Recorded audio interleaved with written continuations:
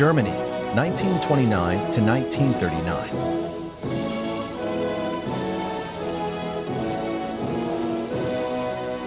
Germany in 1929 was a hurting country, led by a weak democratic government, bitter over the outcome of the First World War and a worsening economy. The future for the country looked very bleak.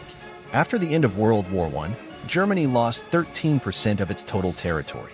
The German armed forces, the Reichswehr, was a ghost of the former German army, limited to 100,000 soldiers and not allowed to have tanks, an air force, and no submarine force. Germany at the time was in place as a buffer zone with communist Russia. The German people looked to far-right and left parties for hope. In 1932, a far-right party known as the NSDAP rose to power. At its helm was a man named Adolf Hitler. Hitler was an extremely powerful speaker and swayed the German people to his ideas and cause. In 1933, Hitler became Chancellor of Germany under President Paul von Hindenburg. Shortly after Hitler became Chancellor, the German Reichstag was set on fire by an anarchist. This event allowed Hitler to gain emergency power over the German government. In 1934, President Hindenburg passed away, which saw Hitler combine the Chancellor and President role into one position, Führer. This role gave Hitler total power over Germany. At first, Hitler's leadership looked promising for the German people.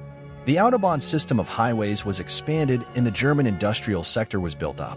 In 1936, Berlin hosted the 11th Olympics.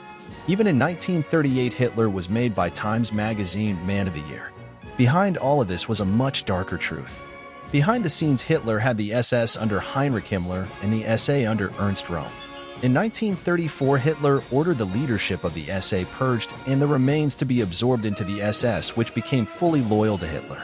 In 1935, the Wehrmacht was formed, composed of the Heer, the Army, the Luftwaffe, the Air Force, and Kriegsmarine, the War Navy. Rapid expansion of the armed forces would be seen throughout the late 1930s, making the German armed forces a formidable force.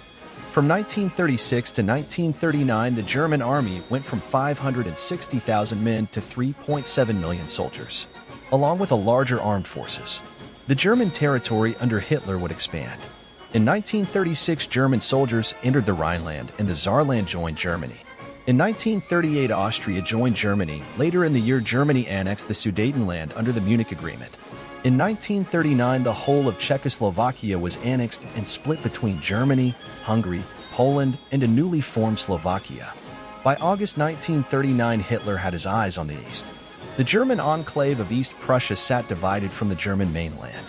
On August 29, 1939, 1.1 million German soldiers, over 2,700 tanks, and 2,300 planes faced Poland.